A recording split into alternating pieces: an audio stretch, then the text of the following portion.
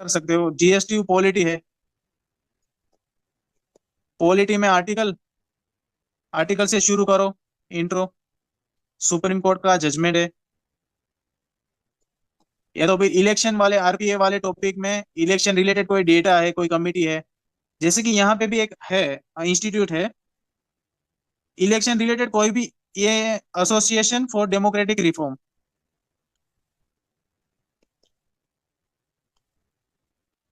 अभी association from democratic reform election में reform लाने के लिए बहुत कुछ रिपोर्ट्स बाहर पाते हैं, रिपोर्ट्स पब्लिश करते हैं, ऑल दैट। सो उनके रिलेटेड बहुत डेटा है, तो आपके पास इलेक्शन के रिलेटेड डेटा है तो उनको लिख सकते हो कि as per report of association for democratic reform. ये ऑथेंटिकेशन वाला पॉइंट हो गया, जिनसे आपको मार्क्स, आधे मार्क्स ज्यादा मिलेंगे। तो इलेक्शन में कोई डेटा हो गया। या तो फिर पार्लियामेंट है तो पार्लियामेंट में बेसिक कोई भी चीज लिख सकते हो, कॉन्स्टिट्यूशन असेंबली ने कुछ बोला हो वो लिख सकते हो।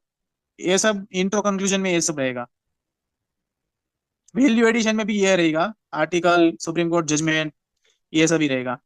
फिर गवर्नेंस वाला टॉपिक है, उसमें मोस्टली गवर्नेंस में ऐसा है कि उसमें भी यही रहेगा, कोई रिपोर्ट रहेगा, कोई डेटा रहेगा, कोई कमिटी बनी रहेगी। अभी आ गया आईआर वाला टॉपिक। आईआर वाला टॉपिक में मैंने एक तो बोला है कि कोई कीवर्ड्स है, जैसे कि टाइम टेस्टेड पार्टनर। या तो फिर इंट्रो में क्या कर सकते हो आप, जो बायलेटरल रिलेशन है उनका ब्रीफ चीज कुछ दे सकते हो। ब्रीफ मतलब इंडिया यूएसए का है तो इंडिया एंड यूएसए का relation dates back to independence. तो फ्रेंडशिप है, कुछ भी है। And relationship spans not only in economy but also to the culture, also to the science and technology. ये सब चीज आप लिख सकते हो। अभी इसमें भी क्या होगा, कोई भी हेडिंग बनेगा ना, आईआर के टॉपिक में कोई भी हेडिंग बनेगा, आपको उसमें भी सब हेडिंग बनाना है। जैसे कि कुछ भी हेडिंग हेडिंग हो गया कि just analyse the India US relationship, तो आप लिख दोगे कि इंडिया यूएस रिलेशनशिप ये है, ये करार एग्रीमेंट हुआ है, Indo civilian US, Indo US civil nuclear deal and all that. वो भी सही है आपके पॉइंट्स, लेकिन उनको कंपार्टमेंटलाइज कीजिए और उसमें लिखिए कि economic, science and tech, security, geo strategic, environment. अभी आप पहले से ये अगर दिमाग में होगा ना, तो जब आप कोई न्यूज़पेपर पढ़ रहे हो या तो ये टॉपिक पढ़ रहे हो, तो पहले से आप ऐसे ही सोचोगे कि इंडो यूएस रिलेशनशिप है, तो मुझे मुझे इस तरह से सोचना है कि हर एक में तीन तीन दो दो पॉइंट जो है वो लिखना है।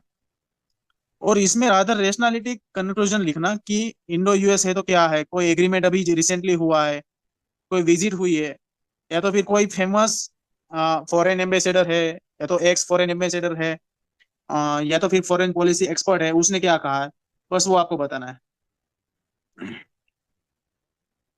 अभी जीएस 3, जीएस 3 में डेटा इंटेंसिव ग्राफ्स होने चाहिए। इकोनॉमी में, एग्री में, जैसे कि ग्राफ्स कैसे हो सकता है कि जीडीपी का है, इन्फ्लेशन का है, बजटरी अलोकेशन है, कोई पर्टिकुलर सेक्टर में आप बताना चाहते हो कि budgetary allocation to the agriculture sector has increase in last 5 year and you know the data, so you can very well put into the graph format and you can showcase that it is increased. That's it. And data also, don't forget to authenticate your data. Economic survey, maybe a survey by the World Economic Forum, a report of any World Economic Forums or anything, OECD or anything. So when you prepare, na, so keep this thing in mind. Then uh, science and tech and environment, this question can be dealt based on the question itself. There is no clear cut formula, but there are also various type of reports in environment and all that, UNFCCC and all that. And science and tech question is a bouncer. So if you don't know science and tech question, then keep it at the last and write whatever you know about this. But don't leave any of the questions. There is one saying in the UPSC mains that if you write all the question decently, then expect that you surely expect that you will get the interview call. So if you left blank any of the question, then you expect that you will be behind in the competition. And security, security एक ऐसा topic है ना जिसमें आप short short marks ला सकते हो, क्योंकि इसका पीवाईक्यू 4 5 6 7 साल के पीवाईक्यू ना आप लिख लीजिए साइड में, क्योंकि पीवाईक्यू रिपीट होते हैं कुछ ही टॉपिक से, आपको पता भी चलेगा पीवाईक्यू की पैटर्न। एलडब्ल्यू 1 साल में आ रहा है, अल्टरनेट ईयर में LWE आ रहा है, अल्टरनेट ईयर में मनी लॉन्ड्रिंग आ रहा है, उसमें कुछ नहीं, मनी लॉन्ड्रिंग है तो उनकी डेफिनेशन लिखनी है, फिर उनके कुछ लेटेस्ट डेटा होंगे, कोई एग्जाम्पल होगा। एंड सिक्योरिटी में बस नए जो सिक्योरिटी थ्रेट्स आ रहे हैं, साइबर सिक्योरिटी, वो भी बस करंट अफेयर से वो भी साथ में करते रहना।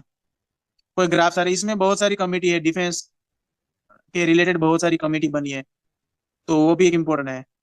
अभी GS4 ब्रीफली डिस्कस करते हैं। एथिक्स का टॉपिक है, ethics is all about dimension and how you think. Intro में रहेगा as we already discuss the definition. Then अभी GS4 में अगर आप पॉइंट वाइज नहीं लिख रहे हो, पेरा वाइज लिख रहे हो, then it's okay, no issue in that. If you find that it's the question is very general and there is no clear cut demarcations of the subheadings, then you can write in the para format also. Definition write karo, then anything is which is any philosophy is there, so remember various philosophies and its philosophers, you can quote it। आपको कोई भी coat दिया है कि इनको coat को समझिए, तो आप उनके रिलेटेड जो भी फिलोसॉफीज है, फिलोसोफर्स है, उनको कोट कीजिए।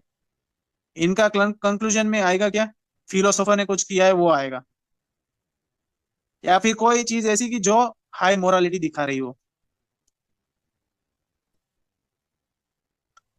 वैल्यू एडिशन फॉर एथिक्स क्या रहेगा, एग्जाम्पल्स। एग्जाम्पल्स कैन बी, एक तो ये करो कि एडमिनिस्ट्रेशन से एग्जाम्पल उठाओ, IAS का बहुत सारे मिल जाएंगे, इनके कंपाइलेशन भी मिल जाएंगे। टॉपर्स की जो नोट्स होती है ना, उसमें से टॉपर्स की नोट्स में से उठा लेना, डायरेक्टली आपको मिल जाएगी एडमिनिस्ट्रेशन। कोई IAS ने अच्छा काम किया है, IPS ने अच्छा काम किया है, बहुत सारे एग्जाम्पल है। Then non administration example, Mahatma Gandhi हो गए, फेमस थिंकर्स जो सब है, या तो फिर आपने कोई इंटरनेट पे देखा हो, न्यूज़पेपर में देखा हो, ये कर सकते हो। पर्सनल भी कई लोग करते हैं, तो पर्सनल भी आपकी लाइफ का कोई इंसिडेंट है वो भी आप नेरेट कर सकते हो। लेकिन पता है मेन चीज इन सब में एक ही है, रिलेवेंस। क्वेश्चन के रिलेवेंट कोई भी आप चीज कर सकते हो, बस इरिलेवेंट चीजें डालने से कोई मतलब नहीं। आपने 5 एग्जाम्पल डाल दिया, कोई मतलब नहीं है। एंड हाँ, ये सब तो इनका क्या करो कि ऐसा नहीं है कि आप क्वेश्चन देखेंगे एग्जाम में और पहले फिर दिमाग में आएगा ये फिलोसोफर है। इनका पूरा लिस्ट, मैंने भी एक पूरा लिस्ट बनाया था, तो आप भी एक पूरा लिस्ट बना लो कि ये एग्जाम्पल है। मैंने लिस्ट बनाया था कैसे, तो अकाउंटेबिलिटी, अकाउंटेबिलिटी रिलेटेड कोई 2-3 एग्जाम्पल लिख लिए, फिर ऑनेस्टी, ऑनेस्टी के 2-3 एग्जाम्पल लिख लिए ऐसे। और ethics is mainly about understanding this keywords, जो भी कीवर्ड्स है, प्रोबिटी, उनका आपको डेफिनेशन पता होनी चाहिए 3 लाइन में क्रिस्प, बेसिक अंडर से कॉन्सेप्ट आपको समझ में आना चाहिए, and difference between all this keywords.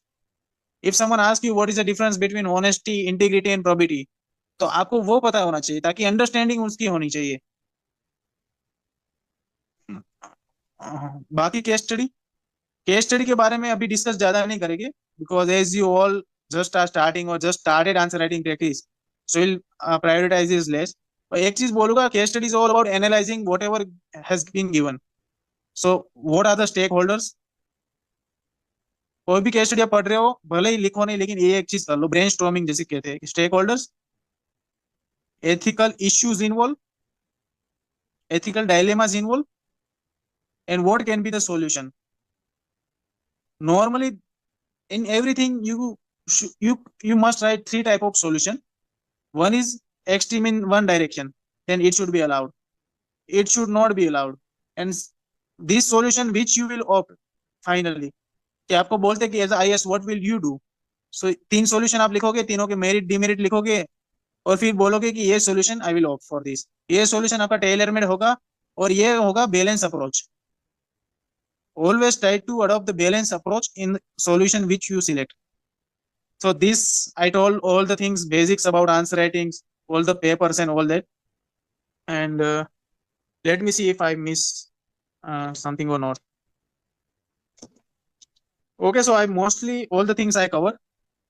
Now anyone want to ask any question from whatever I told, or you have some other question, then you can ask.